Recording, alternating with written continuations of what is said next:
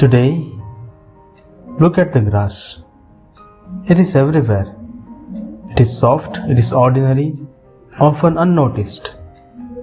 Today it is green and fresh, tomorrow it dries and fades. The Bible says, all flesh is like grass. The grass withers, the flower fades, but the word of the Lord remains forever.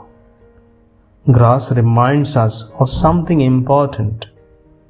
Life is fragile, success fades, beauty passes, fame disappears. We spend so much time worrying about things that will not last. But what truly remains? Not wealth, not status, not applause.